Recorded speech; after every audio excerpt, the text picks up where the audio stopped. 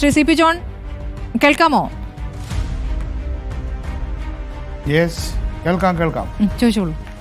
Shri C P John, ഇപ്പോൾ നമ്മുടെ ഈ ബജറ്റുമായി ബന്ധപ്പെട്ട് വന്നിരിക്കുന്ന ഏറ്റവും അവസാനത്തെ ചർച്ച എന്ന് പറയുന്നത് ഇൻകം ടാക്സിൽ വന്നിരിക്കുന്ന വലിയ പ്രഖ്യാപനമാണ്. അത് ഞാൻ നേരത്തെ പറയുകയുണ്ടായി ഈ ചർച്ചയിൽ ഏതാണ്ടൊരു 7.5-8 കോടി ജനങ്ങൾക്ക് ഗുണപ്രദമാകുന്ന ഒരു നീക്കമാണ്. അതാണിപ്പോൾ ഈ ബജറ്റുമായി ബന്ധപ്പെട്ട് ഏറ്റവും പ്രധാനമായിട്ട് മാധ്യമങ്ങളൊക്കെ ചർച്ച ചെയ്തുകൊണ്ടിരിക്കുന്നതും ഒരു പൊതുചർച്ചയായി മാറിയിരിക്കുന്നു. എന്നാൽ ഈ രാജ്യത്തിൻ്റെ വിലക്കയറ്റം, ഇൻഫ്ലേഷൻ, ഗ്രോത്ത്, ഈ കാര്യങ്ങളെക്കുറിച്ച് ഭാവനാപൂർണ്ണമായി എന്തെങ്കിലും മുന്നോട്ട് വയ്ക്കുന്ന ഒരു ബജറ്റായി താങ്കൾ ഇതിനെ കാണുന്നുണ്ടോ? നമുക്ക് ആദ്യം ഈ ബജറ്റിൻ്റെ ഒരു സൈസ് നോക്കാം.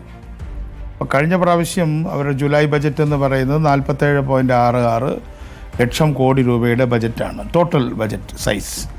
ഇപ്പോൾ അത് 50 ലക്ഷം കോടിയായിട്ട് 50.65 എന്ന് പറഞ്ഞാൽ ഒരു 3 ലക്ഷം കോടി രൂപയുടെ വർധനവാണ് ടോട്ടൽ ബജറ്റ് സൈസിൽ ഉണ്ടായിട്ടുള്ളത്. അപ്പോൾ എന്ന് പറയുമ്പോൾ ഏതാണ്ട് ഒരു 6% വർധനവ് എന്ന് പറയുന്നത് ഇൻഫ്ലേഷനെ ഓഫ്സെറ്റ് ചെയ്യുന്നുണ്ട് എന്ന് മാത്രമേ നമുക്ക് ആശ്വസിക്കാൻ കഴിയുള്ളൂ. അപ്പോൾ ഇൻഫ്ലേഷൻ ഒരു 5%, 5.5% നിൽക്കുമ്പോൾ 6% ആ ഇൻഫ്ലേഷനെ മറികടക്കുന്ന ഒരു ബജറ്റ് എന്ന് പറഞ്ഞാൽ കഴിഞ്ഞ പ്രാവശ്യത്തെ ബജറ്റ് എന്ന് പറയുന്നത് തന്നെയായിരിക്കും ശരി. അപ്പോൾ ഇൻഫ്ലേഷൻ മാറ്റി നിർത്തിയാൽ ബജറ്റ് സൈസിൽ വലിയ മാറ്റമില്ല.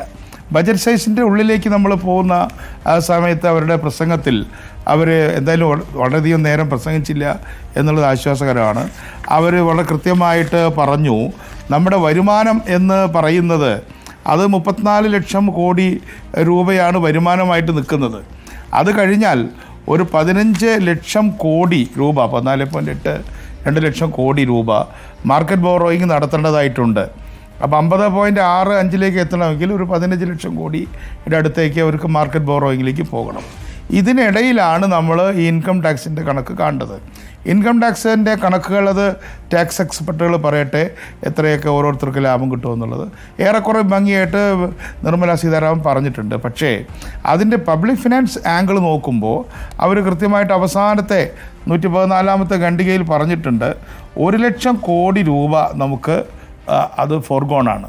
അപ്പോൾ 1 ലക്ഷം കോടി രൂപ നമുക്ക് ഇൻകം ടാക്സ് കുറച്ച വകയിൽ നഷ്ടപ്പെടും. 2600 കോടി രൂപ ഇൻഡയറക്റ്റ് ടാക്സിനും കുറയും. അപ്പോൾ അത് ഏതാണ്ട് 1 ലക്ഷം കോടി രൂപയുടെ നഷ്ടം അല്ലെങ്കിൽ കുറവ് ഫോർഗോണായിട്ട് അല്ലെങ്കിൽ അത് നഷ്ടപ്പെട്ടതായിട്ട് കണക്കാക്കിക്കൊണ്ട് വീണ്ടും 15 ലക്ഷം കോടി രൂപ കടമെടുക്കുകയാണ്.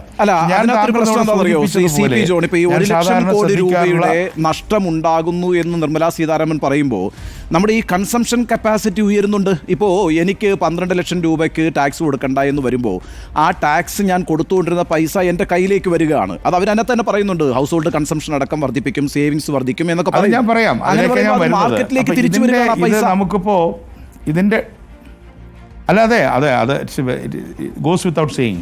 അതായത് ഇതിനെക്കുറിച്ച് ഇപ്പോൾ നമ്മൾ ബജറ്റിൻ്റെ അന്നല്ലല്ലോ നമ്മൾ ബജറ്റ് നോക്കുന്നത്. Budget is more A process than N event എന്നുള്ളതാണ് ഇപ്പോഴത്തെ ഒരു സങ്കല്പം. അപ്പോൾ നമ്മൾ കഴിഞ്ഞൊരു മാസമായിട്ട് ഇത് വായിച്ചുകൊണ്ടിരിക്കുകയാണ്.